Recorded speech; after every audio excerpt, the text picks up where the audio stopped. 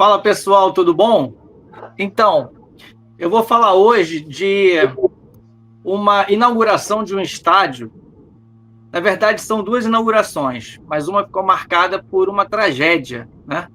E vou falar dessas duas inaugurações, onde o Botafogo, em 1975, tinha acabado de chegar de uma excursão à Europa e à África. Aquela excursão lá, que o Marcelão já nos contou lá, 1, 2, 3, PSG é freguês, né? Lá em 75, nós ganhamos do PSG, que precisou também juntar um pessoal lá do Olympique, né? Mas perderam do mesmo jeito, como sempre perdem para a gente.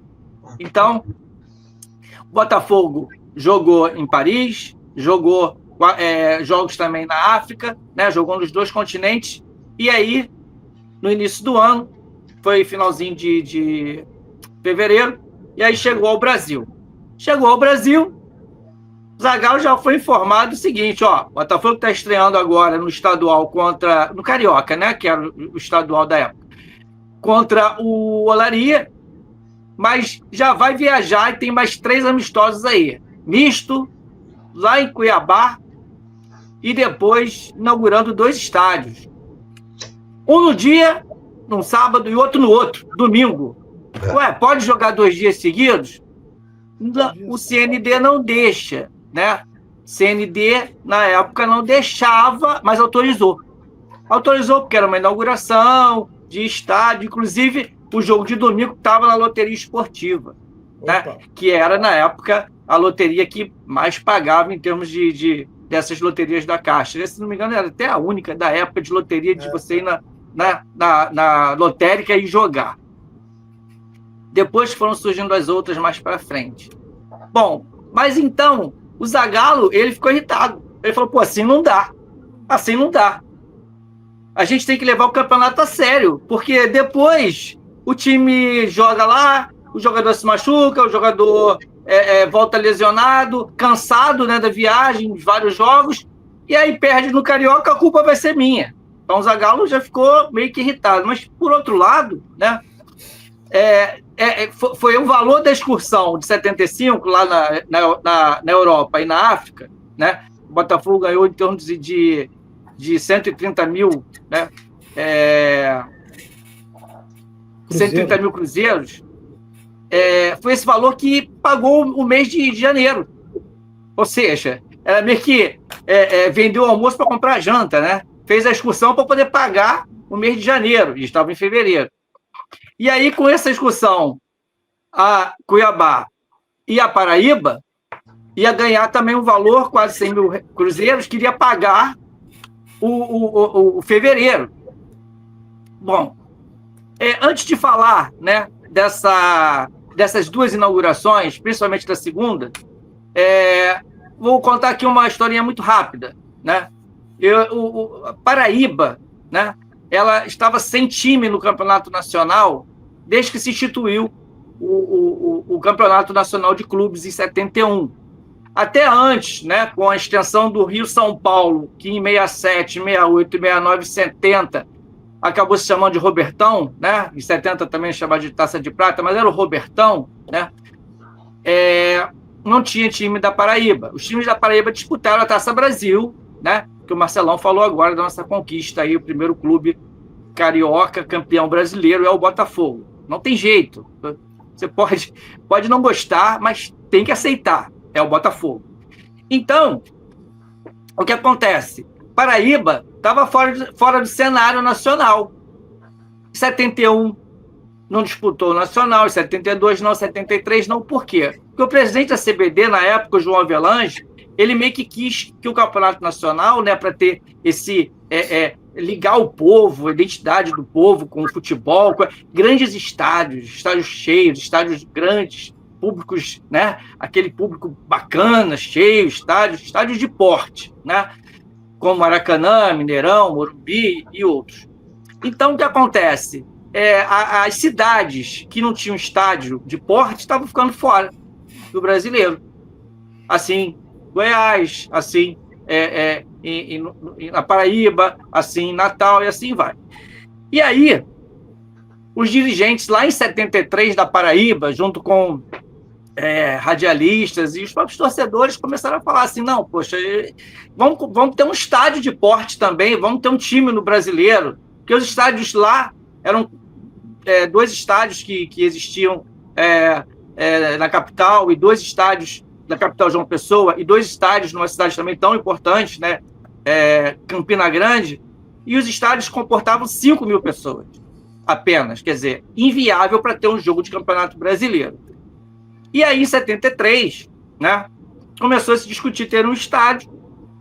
O governador na época, né, o governador da Paraíba era o Hernani Sátiro, que era botafoguense, né, ele era botafoguense, e ele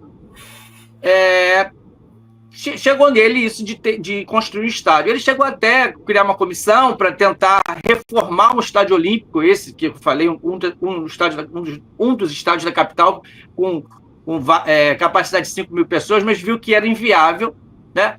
E aí ficou nessa de construir um novo estádio. E aí começou a disputa entre as 2 cidades, né? João Pessoa, né, com o principal clube, o Botafogo, né, e o chamado de Belo, né, carinhosamente, e Campina Grande, com outros 2 clubes, o 13 e o Campinense, que era o atual tetracampeão paraibano. Bom, tudo indicava, né, que seria construído um estádio na capital. Tudo indicava. Tanto é que o prefeito, né, de João Pessoa, o Dorival Terceiro Neto, nem era muito falante em relação a esse assunto. Ele não se metia muito nesse assunto. Ao contrário do prefeito de Campina Grande, o Evaldo Cruz, que desde o início de 73 começou a falar, chegou a fazer coletiva em abril, dizendo que Campina Grande teria um estádio para uma partida do Campeonato Brasileiro. Só que não tinha dinheiro. Ele dependia do governo, do governo estadual e federal. E ficou essa batalha, né, de Campina Grande e João Pessoa, né? Como eu falei, o prefeito de João Pessoa, nem tanto, mais os radialistas, o povo querendo o estádio lá, e Campina Grande também. Bom, pelo que eu pesquisei e entendi, né, o prefeito não foi tão assim, porque para ele o estádio seria construído de João Pessoa mesmo. Então ele não precisava brigar muito para isso. O que acontece? Em outubro, o prefeito de Campina Grande, né, o Evaldo Cruz, ele dá a última cartada. Ele convoca mais uma coletiva e diz que vai ter o estádio sim, vai ser construído. Foi a segunda vez que ele fez essa coletiva, mas aí dessa vez ele jogou para a galera geral, né? E aí o que acontece? O Evaldo, o Hernani Sátiro, governador, 3 dias depois, né? Governador da Paraíba, que quando veio no Rio, um pouco antes, ele havia até conversado com o Rui Porto, da TV Tupi, e o Rui Porto falou isso na TV Tupi, que seria construído um estádio na Paraíba para ter jogos do Brasileiro. E aí o Hernani Sátiro, ele vai 3 dias depois que o prefeito, em outubro, que o prefeito de Campina Grande disse que teria um estádio, ele vai falar, bate martelo. Não terá um estádio, não. Serão 2 estádios. 2 estádios. Praticamente iguais. A diferença estava na arquitetura do arco. Esses arcos nem existem mais após a última reforma. O arco do estádio da capital, da entrada, era voltada para cima e em Campina Grande virado ao contrário, para baixo. As obras. E assim ele satisfez todos. Satisfez tanto Campina Grande quanto João Pessoa. E aí as obras iniciaram em 74, né? E a ideia seria inaugurar ainda no governo do Hernani Sátiro. E assim se deu. Na última semana do seu governo, em 75, dia 8 de março, um sábado, e dia 9 de março, um domingo, o último final de semana do seu governo, porque na semana seguinte já seria o novo governador, Ivan Bechara, ele inaugurou. Os estádios foram inaugurados, ele estava presente, autoridades militares, civis, e o Botafogo, ele foi convidado para inaugurar os 2 estádios. Como eu falei lá, né, que tinha acertado os amistosos, ele foi convidado. Vários jogadores importantes não foram na delegação. O Carlos Roberto, sem contrato.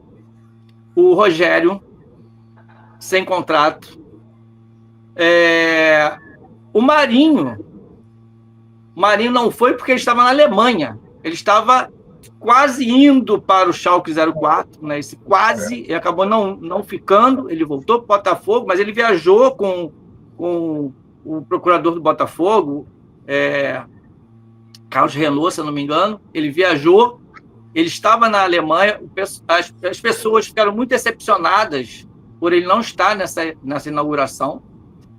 As pessoas da Paraíba, né, eles queriam ver o Marinho, grande estrela do Botafogo, né? Grande estrela, jogou a Copa do Mundo de 74, então eles queriam ver o Marinho, mas o Marinho estava resolvendo a sua ida, que acabou não acontecendo. E o Dirceuzinho, ele acabou também não viajando por uma contusão. E a delegação seguiu no dia 7, de avião. Depois da delegação seguir, no lugar do Dirceuzinho, foi um rapazinho que estava começando, né, no Botafogo, mas já estava no Botafogo já há anos, desde a base lá. Tiquinho viajou. E vai acontecer uma coisa muito interessante com ele, que eu vou falar daqui a pouco. Tiquinho, que jogou na seleção brasileira de base, né, jogou no próprio Botafogo, no profissional, foi emprestado para o Ceará, voltou para o Botafogo em 79. Ou seja, Tiquinho tem uma história no Botafogo, mas desde a base, ainda juvenil, ele não era profissional, ele viajou para o lugar do Dirceuzinho, que estava machucado. E aí, no sábado, dia 8, acontece a inauguração do estádio. Interessante é que os 2 estádios, eles tinham o mesmo nome. Não é pergunta difícil, não. Qual seria o nome do estádio? O nome do governador, Hernani Sátiro. Olha que doideira. Sendo que o da capital era Estádio Ministro Hernani Sátiro. E o de Campina Grande, Estádio Governador Hernani Sátiro, que era conhecido como o estádio O Amigão. Por que isso? Porque o Hernani Sátiro, ele tinha esse hábito de qualquer pessoa que ele encontrasse, ô velho amigo, então ele tinha essa alcunha de velho amigo, né? Até as pessoas também chamavam de velho amigo. Como o estádio era o nome dele, e era um estádio imponente, velho amigo, amigão. E o de João Pessoa, que era ministro Hernani Sátiro, Satirão. Só um detalhe. Eu falei agora há pouco que na semana seguinte o governador passou a ser o Ivan Bechara, né? O que acontece? No meio do ano, ele mudou o nome do estádio, tá? Ele botou José Américo de Almeida Filho. E aí virou Almeidão, que a gente tem até hoje, o nome é Almeidão. Ele mudou o nome em homenagem ao ex-presidente do Botafogo da Paraíba, ex-jogador do Botafogo da Paraíba, filho de José Américo de Almeida, que havia falecido 2 anos antes num acidente. Mas vamos voltar para a nossa inauguração agora, né? Estamos lá em Campina Grande, num sábado, às 15h30, solenidade, desfile, pontapé inicial do governador, né? E o jogo, ele foi um jogo muito acirrado, um jogo muito corrido. O jogo terminou 0-0, mas não é aquele 0-0 monótono. Você pega vários jornais do Rio, vários jornais da Paraíba, e eles relatam que, no início do jogo, o Campinense, com a torcida, né, empurrando o time, no primeiro tempo, ele dominou o jogo, né, sendo que o nosso jogador Miranda bateu uma falta aos 14 minutos rente assim, a trave e a bola saiu. Logo depois, o jogador do Campinense perdeu um gol assim feito, né?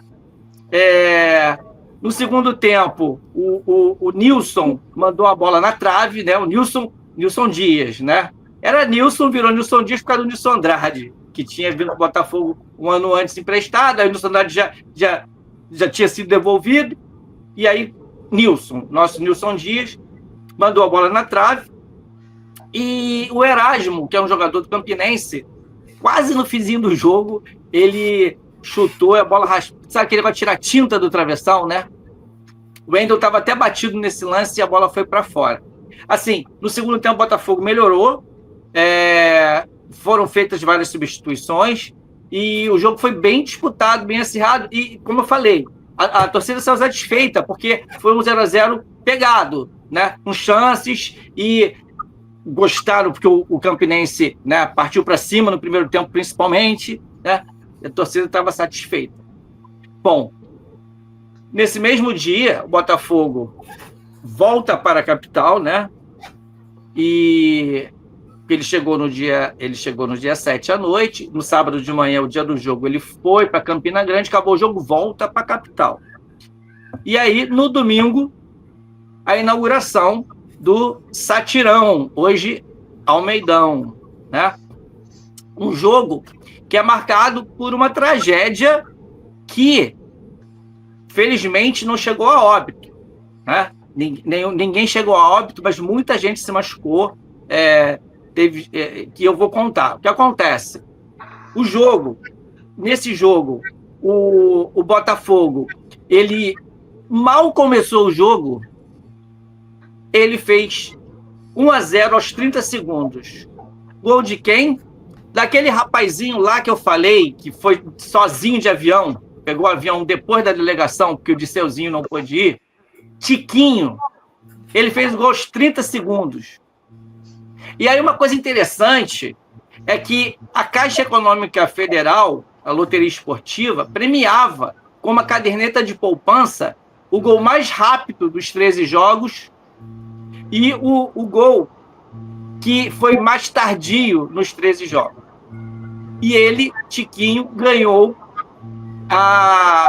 o gol mais rápido.